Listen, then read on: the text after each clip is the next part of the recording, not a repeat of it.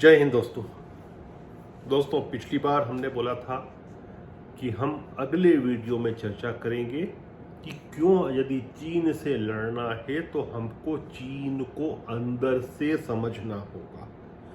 और वास्तव में चीन के विषय में यदि हम बात करें ना तो हमारी जानकारी चीन की बहुत कम है।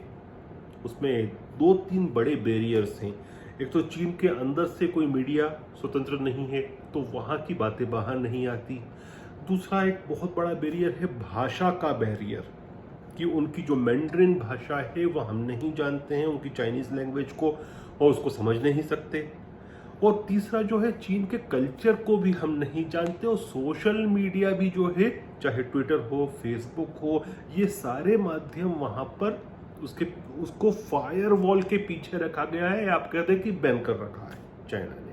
तो चीन का व्यक्ति, चीन का समाज, चीन का मानस क्या सोचता है हमारे विषय में, खुद के विषय में या खुद की सरकार के विषय में, वैश्विक स्थिति परिस्थितियों के विषय में, हम इतना नहीं जानते उस चीज़ को। जबकि चीन हमारे बारे में बहुत कुछ जानता है क्योंकि हमारे यहाँ मीडिया भी स्वतंत्र है, नंबर एक।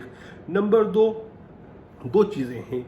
एक हमारे जो वेस्टर्न नेबर जिससे हमारे हमेशा रिश्ते खराब रहे, पाकिस्तान, और दूसरा हमारे दो और छोटे नेबर्स, एक नेपाल और एक श्रीलंका, जिनके साथ रिश्ते कभी नर्म रहते हैं कभी गर्म रहते हैं। और इन तीनों के जो हैं चाइना के साथ अच्छे संबंध हैं।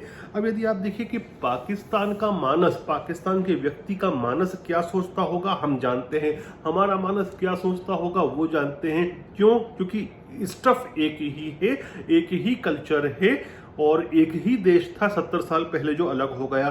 तो लोगों की मानसिकता क्या है, किस प्रकार से उनकी सोच होती है, बहुत सारे उनके और हमारी जो डे टू डे की चीज़ें हैं, खान पान हुआ, रीति रिवाज हुए, आज भी वही हैं। सिमिलरली आप देखिए नेपाल के साथ भी वो हमको जानते हैं, हम उनको जानते हैं, बहुत हद तक जानते हैं उनको। इसी तरह श्रीलंका, हमारे तमिलनाडु के लोग बहुत अच्छी तरह से जानते हैं कि श्रीलंका के लोग कैसे होते हैं, और वाइस वर्से उनके लोग भी जानते हैं कि भारत के लोग कैसे होते हैं। ठीक है, ये चीज़ हम चाइना के विषय में नहीं कह सकते।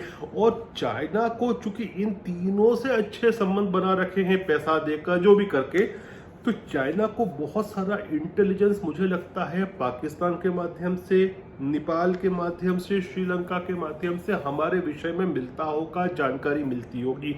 लेकिन हमको वो नहीं मिल पाती क्योंकि उनके कल्चर और जो भी उनकी भाषा, उनके यहाँ जो फायर वॉल है, जो रिस्ट्रिक्शन है, उसकी वजह से।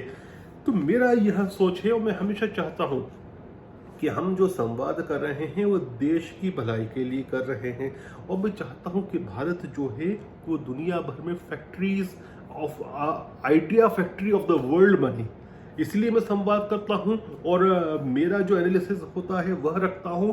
और आप लोग जब प्रश्न करते हैं तो मैं कोशिश करता हूं जितनों के उत्तर दे सकूं देता हूं। तो मुझे लगता है कि इस जो कमी है हम उसको पाट सकते हैं। वो कैसे पाट सकते हैं? उसमें बहुत बड़ा जो योगदान होगा ना, वह डिप्लोमेट्स का नहीं होगा, राजनीतिकों का नहीं होगा, स्टूडेंट्स का होगा, विशेषकर यूनिवर्सिटीज़ का होगा। अब हम केवल सरकारी महकमे के ऊपर और सरकारी यूनिवर्सिटीज़ के ऊपर ही निर्भर नहीं रहे हैं। इस देश में बहुत सारी यूनिवर्सिटीज़ हैं, बड़ी बड़ी यूनिवर्सिटीज़ हैं, अशोका यूनिवर्सिटी जैसी भी प्राइवेट यूनिवर्सिटीज़ भी हैं, या इवन जो दूसरी सरकारी यूनिवर्सिटीज़ हैं जो मैंडरिन के ऊपर या चाइना के ऊपर लोग एमफिल करते हैं, पीएचडी करते हैं, चाहे उनके लिटरेचर पर करें, चाहे उनके कल्चर पर करें, उन लोगों को हमको भेजना चाहिए कई महीनों तक ग्राउंड रिसर्च के लिए। कि कोई भी व्यक्ति, जैसे सपोज करो चाइनीज खान पान पर रिसर्च कर रहा है, पीएचडी कर रहा है, या चाइना की संस्कृति के ऊपर रिसर्च कर रहा है, पीएचडी कर रहा है, या वहाँ का जो पॉलिटिकल सिस्टम है उस पर कर रहा है, या वहाँ के जो कन्फ्यूशियस रिलीजन है या कन्फ्यूशियस परंपराएं हैं जिसको कहते हैं, वो उसके ऊपर रिसर्च कर रहा हो, तो उसको वहाँ पर भेजना चाहिए 6 महीने, साल भर, 2 साल के लिए। होता क्या है कि जब एक डिप्लोमेट जाता है तो वो डिप्लोमेट से मिलता है। कल से मैं एक टूरिस्ट की तरह चाइना चला जाऊँ, हालांकि मैं चाइना नहीं जाऊँगा। चाइना के खिलाफ इतने वीडियोस बना चुका हूँ कि कानूनन तौर पर चाइना मुझे अरेस्ट कर सकता है। उनका कानून बोलता है कि जो व्यक्ति भी, चाहे वो फॉरेन सिटीजन हो, कहीं पर भी बैठकर चाइना के खिलाफ काम कर रहा हो तो उसके खिलाफ कानूनी कार्रवाई करने का अधिकार चाइना को है। तो चाइना की टेरिटरी पर मैं कभी पैर नहीं रखूंगा। लेकिन सपोज करें कि मैं एक टूरिस्ट की तरह जाता हूं या पॉलिटिकल एक्सचेंज प्रोग्राम में जाता हूं, तो ऐसी कंडीशन में मैं किन से मिलूंगा? उन्हीं से मिलूंगा जिनसे चाइना की सरकार मुझे मिलवाना चाहती है, जो दिखाना चाहते हैं वही देखूंगा। लेकिन सपोज करो कि एक स्टूडेंट है जो साल, 1.5 साल, 2 साल वहां रुकता है, क्योंकि वो भारत के एक सामान्य परिवार से है, एक मिडिल क्लास के परिवार से है या एक आध्यात्मिक परिवार से है, तो वो अपनी रुचि के हिसाब से वहाँ के मिडिल क्लास के लोगों के साथ इंटरेक्ट करेगा, उनके घरों पे जाएगा, उनसे दोस्ती कर लेगा। एक सामान्य प्रक्रिया में होता है। वहाँ के हो सकता है जो बौद्ध धर्म के स्थल हैं उन लोगों को भी समझे, हो सकता है कन्फ्यूशियस का जो सिस्टम है उसको समझने की कोशिश करे, तो वह उस वर्ग से इंटरेक्ट कर सकता है जो कि वहाँ की मिडिल क्लास है।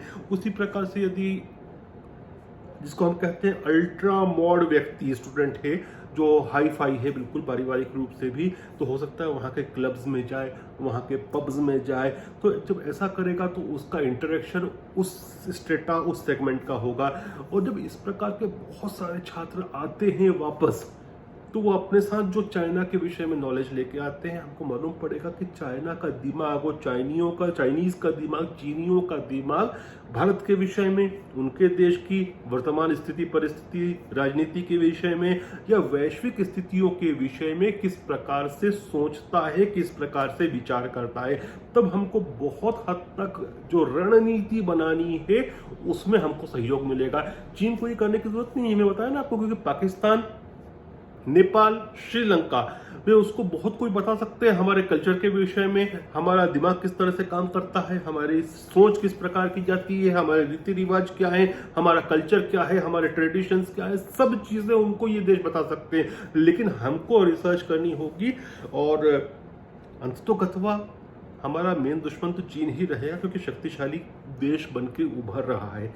और चाइना में कहावत है कि एक पहाड़ी पे 2 शेर नहीं रह सकते, तो एक शेर भारत है और एक चीन है, और पहाड़ी तो ये पूरा रीजन ही है, एक ही है।